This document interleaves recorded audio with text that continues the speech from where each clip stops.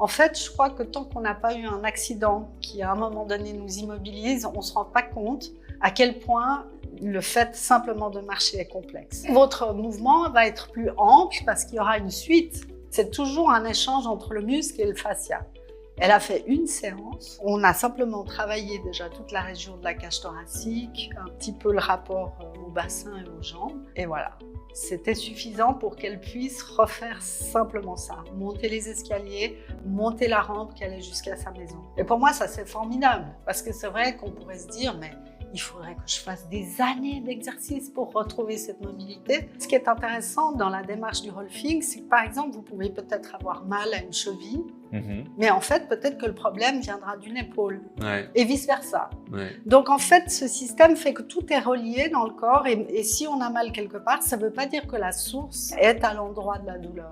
Et ça va vite libérer peut-être un mouvement qui s'est recroquevillé, des parties du corps qui se sont un peu comprimées avec le temps. Le système des fascias est tellement distribué dans tous les sens, si vous voulez, que c'est un organe postural par excellence. D'ailleurs, on peut le voir là sur le squelette. Si les os n'étaient pas attachés par des petits élastiques ou des petites agrafes, en fait, ils se détacheraient tous les uns des autres. Et donc, c'est les fascias qui permettent vraiment de maintenir l'ensemble de la structure. Surtout l'arthrose de la hanche, à partir d'un certain âge. Après, il y a toutes les tendinites, problèmes d'épaule, épaules gelées, tendinite du coude, les problèmes de genoux qui arrivent aussi assez régulièrement à partir d'un certain âge. Tout ça, ça fait vraiment partie de la palette de ce dont on s'occupe. Cher ami, bonjour. Si vous vivez avec des raideurs dans la nuque, les cervicales ou les lombaires, si vous vivez avec des tendinites, de l'arthrose ou des douleurs chroniques inexpliquées, et si les médecins, les ostéopathes, les kinés vous ont dit que cela venait de votre âge, de vos rhumatismes ou d'accidents passés, eh bien, ils ont raison. Mais cela n'explique pas la solution mécanique à ces douleurs dans votre corps. Grâce à la découverte d'un nouvel organe dans votre corps, on sait comment remédier de façon à la fois globale et précise à ces problèmes grâce aux fascias. Alors, les fascias, vous en avez déjà entendu parler. C'est une sorte de membrane, un gel qui entoure chacun de vos muscles et de vos articulations. Et vos fascias, figurez-vous, ont une mémoire dans laquelle sont imprimées vos blessures passées. Si vous ne les travaillez pas, vos fascias sèchent, durcissent. Vous avez l'impression de vous rigidifier, d'être moins souple. Aujourd'hui, vous allez justement apprendre à travailler vos fascias, à leur redonner vie et à effacer leur mémoire douloureuse. Et c'est la promesse d'une méthode née dans les années 50 qui fonctionnait avant même que la science ne reconnaisse enfin le rôle des fascias dans le corps. Je vous parle là du rolfing, du nom de son inventrice, la biochimiste américaine Ida Pauline Rolf. Il s'agit de mouvements très précis, ciblant précisément les fascias, ce qui vous permet d'agir sur vos douleurs. Des mouvements qui ont déjà aidé des centaines de milliers de patients à travers le monde. Et aujourd'hui, pour en parler avec vous, je suis avec l'une des rares expertes francophones du rolfing. Elle s'appelle France Arnold. Elle pratique depuis 40 ans. Bonjour France. Bonjour Rodolphe. Merci de nous accueillir ici. Et je le disais, ça fait 4 décennies que vous pratiquez le rolfing, tous les jours. Combien de patients avez-vous aidé? J'ai jamais compté. J'ai toujours travaillé, mais j'ai aussi eu des enfants. Donc j'ai toujours aussi fait en sorte de pouvoir avoir une vie où je pouvais aussi avoir une famille et continuer à travailler et enseigner. Et les gens qui viennent vous voir, ils viennent vous voir avec quelle problématique? Alors je dirais que la plupart des gens qui viennent sont des gens qui ont des douleurs. Ou qui se sentent pas bien dans leur corps parce qu'ils ont l'impression que leur posture se recroqueville et qu'ils ont de moins en moins de place, moins en moins d'aisance. Ils se sentent pas souples. Ils perdent une mobilité qui est normalement complètement naturelle, comme celle de la marche. En fait, je crois que tant qu'on n'a pas eu un accident qui, à un moment donné, nous immobilise, on ne se rend pas compte à quel point le fait simplement de marcher est complexe. Et voilà, tout à coup, on a un accident, on a un problème, tout s'arrête et on doit tout réapprendre. Et là, on se rend compte qu'on ne sait pas du tout comment s'y prendre. Et qu'est-ce qui fait que ces patients que vous recevez, tout à coup, décident d'essayer le rolfing? Alors, c'est vrai que souvent, les personnes ont cherché soit via la physiothérapie, soit via l'ostéopathie, soit via... On fait toutes sortes de techniques. Je crois que ce qui est bien aujourd'hui, c'est que les gens apprennent à bouger plus, ce qui n'était pas le cas encore il y a même 20 ans en arrière. On bougeait pas autant que maintenant. Donc, je dirais qu'il y a beaucoup plus d'outils qui est mis à la disposition des gens. Mais parfois, seuls, ils n'arrivent pas au bout de leur douleur. Ils n'arrivent pas au bout de ce qui les freine. Et c'est à ce moment-là que tout à coup, ils se disent, il faut quand même que je fasse appel à quelqu'un. À qui? Ouais. Alors, le Rolfing, c'est, je le disais, ça vient du nom de son inventrice, Ida Pauline Rolf, mais ça ne dit pas à nos spectateurs en quoi exactement ça travaille. Oui, alors en fait, Ida Rolf était elle-même une des premières femmes aux États-Unis à avoir un doctorat en biochimie. Elle a fait des recherches sur les tissus, mais c'est pour des raisons plus personnelles qu'elle a commencé à pratiquer ce qu'elle pensait. Finalement, ce tissu conjonctif, c'est facial, elle s'est dit c'est un tissu sur lequel on peut travailler et qui va changer le fonctionnement de divers fonctionnements du corps, vasculaire, nerveux, digestif. Pourquoi? Parce que les fascias, c'est un réseau tridimensionnel qui comprend tous ces éléments. C'est-à-dire que les fascias enrobent les muscles, enrobent les fibres musculaires, donc c'est autant dans le pourtour que dans le plus fin. Elle prenait souvent la métaphore d'une orange, où elle disait, vous avez une écorce plus importante autour, puis quand vous ouvrez l'orange, vous avez des quartiers, vous avez toujours un tissu qui relie ces quartiers, mais qui est plus fin. Et ensuite, chaque pulpe a aussi un tissu encore plus fin, mais tout est relié. Et finalement, les fascias dans le corps, c'est pareil. Ils enrobent les nerfs, les méninges, les muscles, les viscères, les artères, voilà, tout. Alors, la découverte officielle par la médecine, on va dire, conventionnelle des fascias, c'est 2018, ça paraît très récent, mais en fait, Ida Rolf, elle met au point sa méthode dans les années 50, donc elle était très en avance, et surtout, c'était une constatation, une découverte qu'elle avait faite de façon très empirique. Est-ce que vous pouvez peut-être nous raconter l'histoire de cette méthode et de sa découverte? Oui, alors avant ça, peut-être je veux juste vous dire que quand même, ça fait depuis 200 ans que les premières recherches sur les fascias ont été faites dans le New Jersey, aux États-Unis. Ensuite, ça a été un peu délaissé parce qu'on s'est plus intéressé à la fonction des muscles, à la fonction des nerfs, du système nerveux. Et en fait, on a mis le fascia de côté comme si c'était un tissu de soutien, mais complètement inintéressant. Et donc, même dans tous les livres d'anatomie que vous avez aujourd'hui, vous verrez que les fascias sont pas forcément visibles. Maintenant, ils les remettent parce que maintenant, on se rend compte que c'est important. Pourquoi c'est important? Parce qu'en fait, il y a énormément de mécanorécepteurs dans les fascias. Donc, c'est un organe, si vous voulez, à la fois tensoriel, hein, c'est-à-dire qu'il va tout le temps rééquilibrer le corps. Dès que vous sortez d'un espèce d'alignement, il y a quelque chose qui vous ramène. Mais c'est aussi un organe sensoriel très important. C'est-à-dire que maintenant, on a découvert qu'il y a environ 100 millions de récepteurs sensoriels dans les fascias. Donc, il vous donne le sens de la proprioception. Ouais. Après, ce qui est intéressant aussi dans la fonction des fascias, c'est qu'il y a une fonction élastique, c'est-à-dire que vous faites un mouvement avec un muscle, et puis ce muscle s'étire, mais ensuite les ligaments s'étirent, et il y a quelque chose qui va être stocké au niveau de l'élasticité, qui fait que votre mouvement va être plus ample parce qu'il y aura une suite. Ouais. Tout ne se fait pas au niveau du muscle, en fait. C'est toujours un échange entre le muscle et le fascia. Donc, il stocke, en fait, l'élasticité du mouvement. Après, dans son élaboration, Ida Rolf, elle disait que c'était effectivement une structure de tenségrité. Pourquoi? Parce que elle voyait pas les os comme étant le principal soutien de la structure humaine. En fait, les os sont plutôt des éléments qui distribuent, des vecteurs en fait dans l'espace, qui redistribuent les possibilités de mouvement dans le corps. Mais ils sont pas là pour porter complètement le corps. Ouais. Par contre, le système des fascias est tellement distribué dans tous les sens, si vous voulez, que c'est un organe postural par excellence. D'ailleurs, on peut le voir là sur le squelette, c'est-à-dire que si les os n'étaient pas attachés par des petits élastiques ou des petites agrafes, en fait, ils se détacheraient tous les uns des autres. Et donc, c'est les fascias qui permettent vraiment de maintenir l'ensemble Tout à fait. de la structure. En fait, même Steele, Andrew Taylor Steele, celui qui a découvert, qui a lancé l'ostéopathie au tout début, il avait déjà cette compréhension de ce qui relie le corps, donc des fascias. Il en a parlé, mais évidemment, à l'époque, on faisait aucune recherche là-dessus.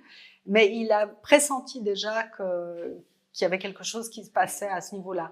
Ensuite, si on regarde, c'est seulement en 1957 qu'on a trouvé les premiers mécanorécepteurs dans les fascias. Et à partir de là, on n'a pas cessé de découvrir en fait toutes sortes de cellules dans les fascias, toutes sortes de mécanorécepteurs qui rendent ce tissu extrêmement sensoriel.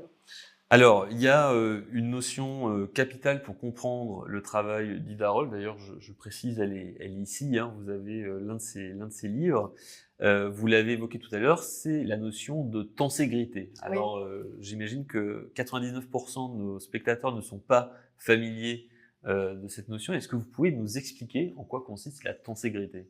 En fait, bon, c'est dommage, je l'ai pas là sur moi, mais il y a un architecte de l'époque qui était un contemporain d'Ida Rolf, qui s'appelait Buckminster. Ouais. Il a fait des conceptions architecturales, peut-être que vous les avez déjà vues, c'est des espèces de géodes. Ouais. Et on se demande comment elles tiennent, mais elles tiennent grâce à la somme de tous les éléments, si vous voulez. Et en fait, le corps humain, il est un peu fait comme ça. Ouais. Donc, ces différents éléments, ils sont toujours reliés par des fils. Et donc, ce qui est intéressant dans la démarche du Rolfing, c'est que, par exemple, vous pouvez peut-être avoir mal à une cheville, mais en fait, peut-être que le problème viendra d'une épaule, et vice-versa. Ouais. Donc, en fait, ce système fait que tout est relié dans le corps. Et si on a mal quelque part, ça ne veut pas dire que la source de la douleur est à l'endroit de la douleur. Et du coup, on peut travailler en général dans le système qu'Ida Rolf a mis en place, dans sa recette de base, parce qu'elle a vraiment créé une recette pour qu'on puisse lire le corps. En fait, on se rend compte progressivement, ah oui, on peut démarrer depuis le sol et comprendre comment ça nourrit le haut du corps. Ou bien on peut démarrer depuis le bras et comprendre comment ça vient nourrir la hanche ou comment ça l'empêche de bouger. Donc, tout est relié. Et donc, le fascia a cette fonction à la fois couvrante et à la fois glissante. Ouais. Mais on se rend compte aussi que c'est un organe tensoriel et puis perceptif. Alors, quand on fait du Rolfing, quand vous faites du Rolfing, mais on va voir également que vous donnez à faire quelques exercices de façon autonome, il y a également un acteur qui intervient et qui joue un rôle capital et qui est la gravité. Oui, c'est ça. En fait, c'était son principal cheval de bataille. Ouais. C'est-à-dire qu'en fait, on ne se rend pas compte, c'est tellement naturel, on marche, on ne sait pas du tout comment ça marche, mais on n'est pas collé au sol. Or, la gravité, c'est une force qui nous colle au sol. Et donc, comment on fait pour se redresser de ce sol, déjà enfant ? Et c'est tout un système perceptif qui nous permet de nous orienter dans l'espace. Ça, c'est une chose. Alors, comme elle avait, on va dire que c'était plutôt une structuraliste au départ, c'est-à-dire qu'elle pensait vraiment que c'était les pieds qui soutiennent les jambes qui soutiennent le bassin qui soutient le thorax la tête. Ouais. Et du coup, les bras avaient peut-être moins d'importance.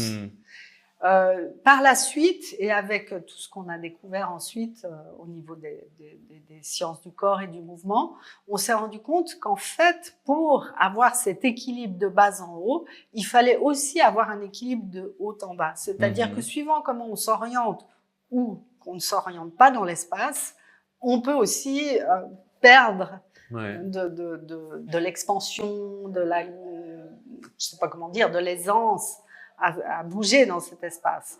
En fait, si vous regardez n'importe quel animal, un chat, vous verrez qu'il a toujours un côté où il est très à l'aise dans le sol, il fait un avec le sol, mais en même temps, il a un système d'orientation dans l'espace qui est exceptionnel. Et nous, on l'a aussi. Mais on a tendance à le perdre un peu parce qu'on est beaucoup dans nos pensées et on oublie que ces systèmes sont tout le temps actifs. Est-ce que vous êtes en train de me dire que vous nous aidez à redevenir un peu chat ? Oui, tout à fait. Je pense qu'on a perdu un peu la capacité qu'ont nos sens à nous mettre en contact avec notre environnement. Ouais. Et du coup, c'est important de pouvoir retrouver cette capacité à rentrer en contact avec notre environnement. Par exemple, avec le tact, avec l'odorat. L'odorat, c'est un sens extrêmement vieux. Mais on se rend compte que dès qu'on se connecte avec une odeur qu'on aime bien, on respire beaucoup plus amplement. Mais on l'oublie. Le sens de l'audition, le sens du goût, le sens du toucher, tout ça, c'est le regard. On utilise probablement très peu du potentiel que nous offrent ces sens-là. Donc c'est à la fois une question de posture physique, mais aussi donc de posture presque sensorielle. Oui, alors comme je vous disais tout à l'heure, les fascias, c'est un organe sensoriel, Ouais.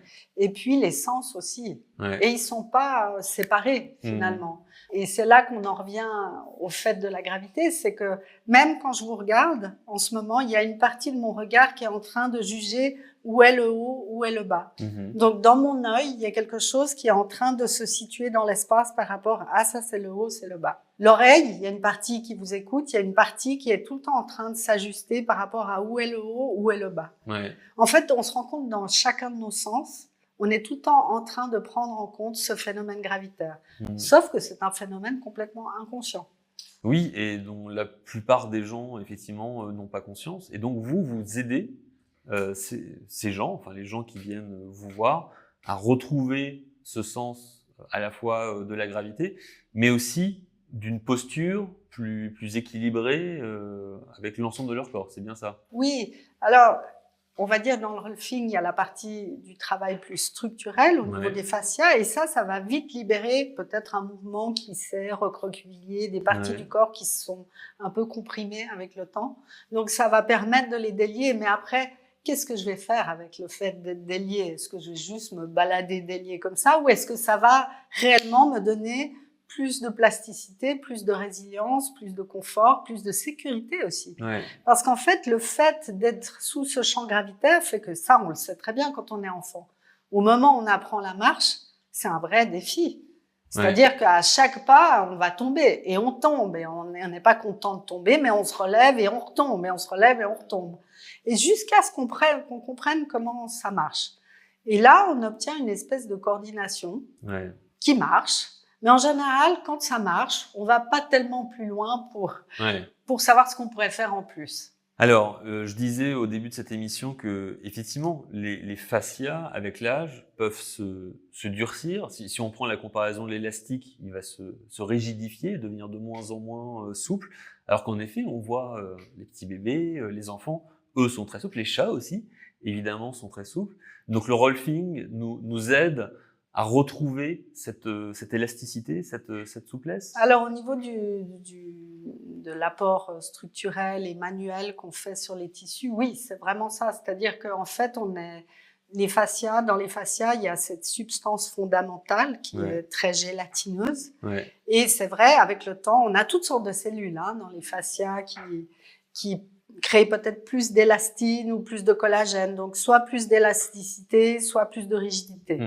Mais c'est vrai qu'avec le temps, en fait, moins on bouge, plus on se rigidifie. On le voit, en vieillissant, on devient de plus en plus rigide. Alors qu'un bébé, on voit, il est principalement fait d'eau. Donc c'est vrai que le mouvement en soi est probablement un des éléments qui permet de retrouver toujours un maximum de circulation au sein de ce tissu même.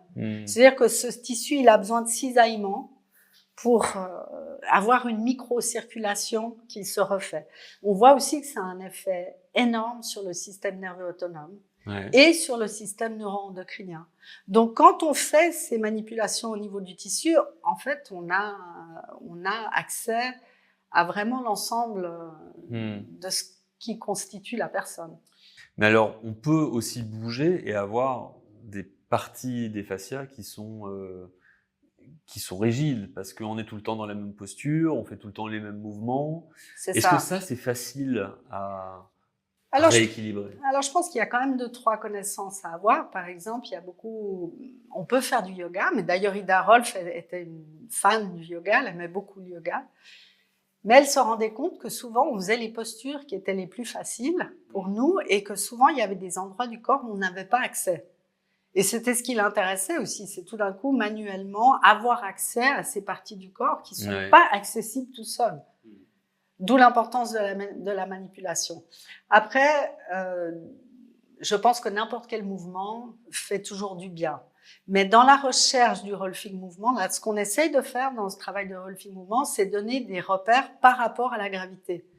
Parce qu'en fait, si vous êtes en perte d'équilibre, toute votre musculature va se contracter pour vous empêcher de tomber. Ouais. Et en se contractant, elle monopolise de l'énergie, ça devient de l'énergie potentielle, on va dire, qui va pas forcément se développer en énergie cinétique. Elle va pas forcément aller dans le mouvement. Donc tout d'un coup, vous voulez faire un mouvement comme ça, qu'au lieu d'avoir un mouvement délié, non, vous aurez un mouvement de co-contraction dans le bras. Donc le mouvement, il va pas du tout être délié comme vous le voulez. Donc là, il y a tout un travail à faire au niveau de la coordination des mouvements. Ouais. Et ça, comprendre la coordination des mouvements, c'est impossible d'aller la chercher à l'intérieur du corps. On est obligé d'aller à l'extérieur du corps pour la trouver. Par exemple, si vous voulez apprendre à skier, et puis qu'on vous dit, alors il faut mettre la jambe comme ci, le bras comme ça, aller comme ci, mettre le tronc comme ça, c'est impossible, c'est mission impossible. Par exemple, ce qu'ils font avec les enfants maintenant, c'est qu'ils leur mettent une meule de foin ici, un tunnel là, ils leur mettent des incidents à l'extérieur d'eux, et disent, voilà, tu passes par là, il y a quelque chose qui va se faire beaucoup plus naturellement.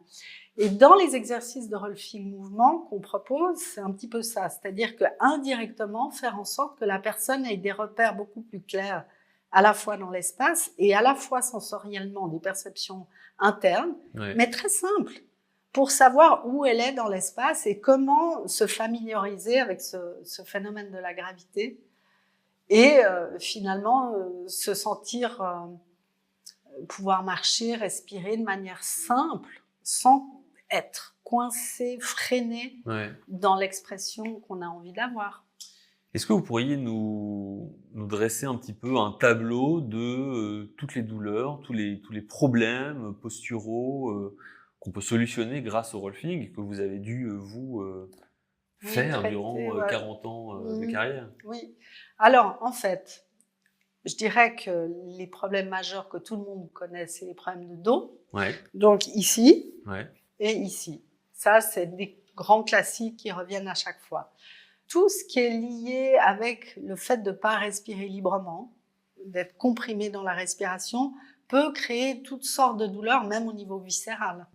C'est-à-dire que si quelque part votre cage thoracique, elle bouge pas librement quand vous respirez, vous imaginez dessous, il y a le foie à droite, l'estomac à gauche, tout va être freiné. Et tout ça est tenu par des fascias et des ligaments aussi. Et donc on comprend tout à coup s'il y a un frein, si tout à coup, je sais pas, je suis tout le temps comme ça, par exemple. On peut imaginer que je vais avoir une fixation ici peu à peu, puis que je vais organiser tout mon mouvement autour de ça. Et ça va devenir une habitude, ça va devenir une coordination répétée. Une fois qu'elle est répétée, on s'en sort plus en fait. La gestuelle se rétrécit, si vous voulez. Je sais pas si j'ai répondu à votre question. Si, c'est très clair. Et donc le Rolfing vous aide à déverrouiller cette partie verrouillée. Oui, c'est ça, c'est ça. En fait, assez proche de l'ostéopathie, si vous voulez, on va aller vers ce qu'on pourrait appeler une lésion en ostéopathie, mais dans notre jargon, on n'appellera pas forcément ça une lésion. On va peut-être parler d'un endroit autour duquel je me stabilise pour me sentir en équilibre. Mais c'est une surstabilisation qui est peut-être inutile parce qu'il y a une autre manière de se stabiliser qui ne va pas enfreindre ma mobilité ou ma gestuelle. Et alors, est-ce que ça marche à tout âge? Est-ce que j'ai 40, 50, 60 ou même 90 ans? Oui, je peux vous donner un exemple. J'ai eu une fois une femme de 75 ans, 75 ans en Suisse, qui avait une scoliose très avancée. Ça veut dire qu'elle avait une torsion de toute la colonne tellement avancée qu'en fait ses poumons étaient extrêmement comprimés. Donc elle pouvait plus marcher, monter les marches d'escalier chez elle, elle pouvait plus prendre la petite route qui allait jusqu'à sa maison. En fait, elle était vraiment peinée dans juste le fait de marcher. Et puis elle m'a été envoyée par une médecin homéopathe, elle est venue, elle a fait une séance. On a simplement travaillé déjà toute la région de la cage thoracique, un petit peu le rapport au bassin et aux jambes. Et voilà. C'était suffisant pour qu'elle puisse refaire simplement ça. Monter les escaliers, monter la rampe qui allait jusqu'à sa maison. Et pour moi, ça c'est formidable. Parce que c'est vrai qu'on pourrait se dire, mais il faudrait que je fasse des années d'exercice pour retrouver cette mobilité. Mais c'est vrai qu'avec la manipulation en soi, ça peut être extrêmement rapide. Ouais. Après, tout ce qui concerne les exercices de Rolfing Mouvement, et ça déjà à l'époque d'Ida Rolf, l'idée c'était de pérenniser le travail qu'on a fait manuellement. C'est-à-dire que les personnes puissent se rendre compte, mais dans le fond, qu'est-ce que c'est dans ma gestuelle de tous les jours qui fait que je retourne vers cette compression-là. Alors, vous parlez de Rolfing Mouvement à bon escient, parce qu'en réalité, on peut faire du Rolfing finalement sans consulter un praticien en Rolfing. C'est-à-dire, vous enseignez des mouvements que l'on peut faire chez soi, de façon complètement autonome, pour, on va dire, reprendre possession de ses fascias, peut-être déjà reprendre conscience de ces fascias. Ces exercices de Rolfing Mouvement, c'est compliqué? C'est à la portée de tout le monde ou... Alors moi, je pense qu'ils sont extrêmement simples, au contraire. Et c'est tellement simple qu'on n'y pense pas, mais en même temps très fondamental. C'est-à-dire, comme je vous disais tout à l'heure, pour pouvoir être en aisance avec cette force gravitaire, il faut pouvoir sentir où c'est que vous pouvez vous réceptionner dans le sol ou dans tout ce qui vous soutient. Par exemple, maintenant, c'est le fauteuil qui me soutient. Donc, est-ce que je profite de ce soutien ou pas? Par exemple, si je sens que le sol contacte mon pied, que les coussins touchent mes cuisses et mon bassin, je peux venir m'y reposer. Du coup, ça me donne une base de soutien. À partir de là, le haut du corps peut bouger, peut s'orienter dans l'espace, la tête aussi, elle est disponible et tout ça.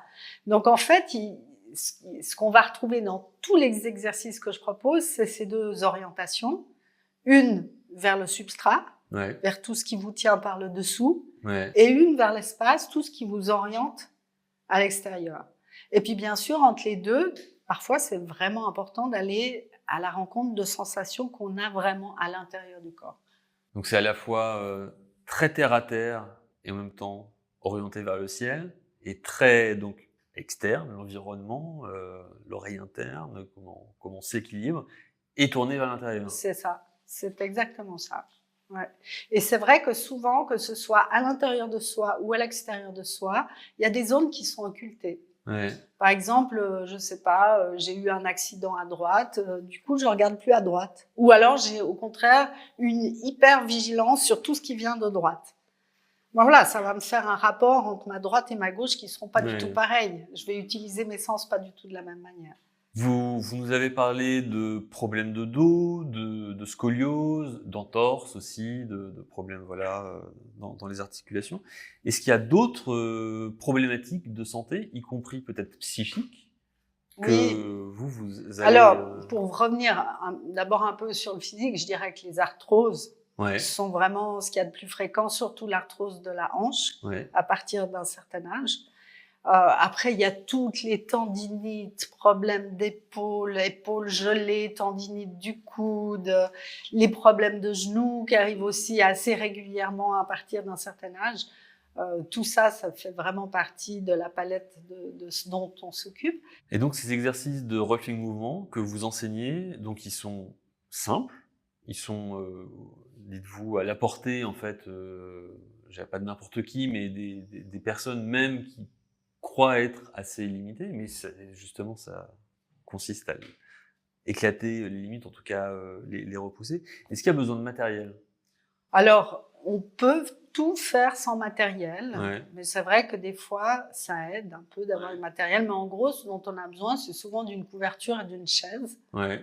Après, parfois, j'utilise un bâton. Parfois, j'utilise des balles de physio. Vous savez, c'est ces ballons qui sont un peu... des frites aussi. Voilà. Est-ce que vous pourriez nous donner un exemple ici même d'un exercice que vous montrez peut-être même directement sur ce fauteuil, sans vous lever? Par exemple, je prends la manière dont je suis assise, là. En fait, ce qui me permet de vous parler, c'est que quelque part, je suis confortablement assise. C'est-à-dire que je sens que je peux me poser. Voilà. Donc, de nouveau, par rapport à ça, si, par exemple, on va essayer, hein, je viens là, comme ça, et puis vous allez me poser des questions, et puis je pars depuis cette situation-là. Alors déjà, vous allez avoir une expérience de moi qui est un peu différente. Ouais. Et moi, je vais avoir une expérience de vous qui est aussi un peu différente. Donc, depuis là, c'est difficile de venir ici parce que mon bassin est rétroversé. Ouais. En fait, la gravité, justement, va plutôt me ratatiner comme ça. Ouais. Mon diaphragme, là, il est un petit peu comprimé. Ouais. J'ai un peu de mal à respirer, mais j'arrive quand même à respirer. Et puis, si je me mets comme ça, ben, en fait, je suis assez confortable. Ouais. Voilà. Simplement, c'est une présence qui est assez différente. Alors, c'est pas du tout qu'il faut pas se mettre comme ça. Je pense qu'il y a des moments où c'est formidable. On devrait pouvoir se mettre dans toutes les positions, puis être bien dans toutes les positions. Mais c'est vrai que si je reste comme ça très longtemps, au bout d'un moment, ça va commencer à me faire mal un peu ici, parce que je perds de l'espace articulaire, si vous voulez. Je perds de l'espace dans le corps. Au niveau de la respiration aussi, c'est plus difficile d'inspirer. Voilà, donc comment je vais faire? Ben, je me mets ici, voilà, là je me mets comme ça parce que je suis sûre que je peux être par-dessus mon bassin.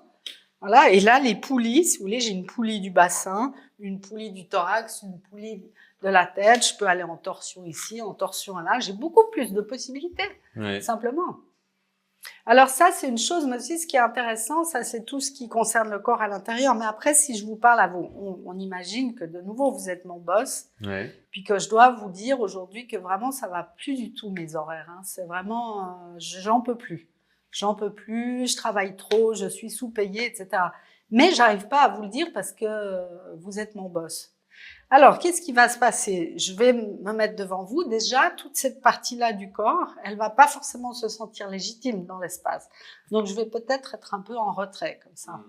Et en étant en retrait, j'ai de nouveau plus de difficultés à respirer. Alors, de nouveau, je vais reprendre les mêmes principes. Comment est-ce que je peux avoir une assise ou quelque chose qui me donne de la facilité à respirer? Donc, je vais débloquer ces poulies. Là, je vais m'assurer que le support est bon. Puis ensuite, je vous vois vous, mais je vois qu'il n'y a pas que vous dans l'espace. Je vois aussi qu'il y a la fenêtre. Derrière, il y a le mur, il y a le squelette. Là, il y a quelqu'un. Là, en fait, il y a tout un espace autour de vous. Et comme il y a tout cet espace, je suis pas monopolisée par vous, par mon boss. Il n'y a pas que mon boss. Il n'y a pas que ma relation avec mon boss. Vous voyez? Et donc, je peux vous parler parce que, en fait, je retrouve mon espace en dehors de vous. Et donc, tout ça, c'est, disons, un aspect peut-être plus psychologique du travail. On va retrouver les mêmes choses si, par exemple, on doit aller parler en public et puis que j'ai la trouille.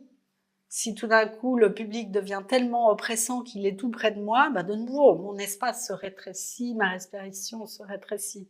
Si par contre, je peux avoir une projection très, très loin dans l'espace, beaucoup plus loin que le public, je peux de nouveau respirer, j'ai de nouveau. Donc là, je vous parle vraiment du système d'orientation. Hein. Comment l'orientation peut vraiment... c'est comme un zoom d'un appareil photo. Hein. On zoom in, on zoom out, mais il faut avoir ces deux capacités-là. D'accord. Donc, vous montrez des exercices sur chaise ou sur fauteuil. Il y en a que vous faites sur le sol directement, contre le mur. Mais vous avez une approche aussi par zone corporelle. Hein, c'est bien ça. C'est-à-dire que vous allez par exercice. Enfin, certains exercices sont vraiment conçus pour aider la personne que vous invitez à faire. À débloquer, en tout cas, retrouver la conscience des fascias sur finalement des zones corporelles très particulières. Vous pouvez nous en parler un petit peu? Oui, ça c'est, je dirais, vraiment un choix didactique pour rendre la chose accessible. Parce qu'en fait, si j'ai pas un problème d'épaule, je vais pas aller chercher des exercices qui vont résoudre mon problème d'épaule. Oui, c'est vrai. Voilà, donc je veux dire, je vais voir, c'est des exercices autour des épaules, la ceinture scapulaire, les mains. Ok, ça pourrait peut-être m'intéresser par rapport à mon problème d'épaule. Voilà.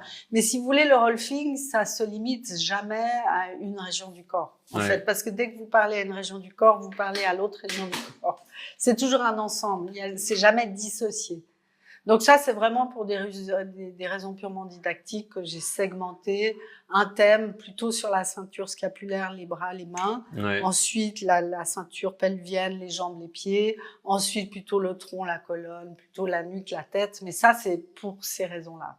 Eh bien, merci beaucoup, Francette Arnold, pour ces explications et cette présentation passionnante du rolfing. Et je me tourne à présent vers vous, cher ami, pour vous y donner accès, justement, à cette méthode unique en son genre qui agit directement sur vos fascias pour vous faire gagner en mobilité et en souplesse. Comme vous l'a dit France Arnold, le rolfing est accessible à toutes et à tous et permet de détendre vos articulations et vos fascias enraidis par le temps, de vous libérer de vos raideurs et de vos tensions qui reviennent depuis des années souvent, et de vous aider à mieux vivre tout simplement. Après 40 ans de pratique en cabinet et des milliers de consultations, France Arnold vous donne aujourd'hui accès au rolfing mouvement dans une méthode vidéo unique en France. Vous faites partie des premiers à accéder au rolfing sous cette forme spéciale. Vous pouvez, dans les 2 prochaines minutes et depuis votre salon, vous libérer de vos raideurs articulaires, de vos blocages musculaires, de votre fatigue, de vos vertiges. Ce programme est composé de 20 vidéos que vous recevrez immédiatement. Ces vidéos ont été triées en 4 zones pour que vous puissiez cibler vos douleurs. D'abord, France Arnold a enregistré une série de vidéos sur les douleurs de votre ceinture scapulaire et de vos membres supérieurs. Ensuite, une série pour prendre soin de votre ceinture pelvienne et de vos membres inférieurs avec des exercices couchés, assis et debout. Vous découvrirez après des exercices pour prendre soin de votre colonne vertébrale et de votre haut du corps, de votre nuque et enfin de votre tête. Et finalement, France Arnold a enregistré une vidéo avec 3 exercices assis sur une chaise que vous pouvez faire quelles que soient vos douleurs et votre degré de mobilité. Pour faire ces exercices, vous n'avez besoin que d'outils simples. Une chaise, une feuille de papier ou un bâton. France vous explique pas à pas les positions à prendre et les mouvements à faire. J'espère que vous répondrez à l'invitation exceptionnelle de France Arnold de la suivre sur ce chemin vers plus de liberté et de bien-être. Je vous dis à bientôt et portez-vous bien.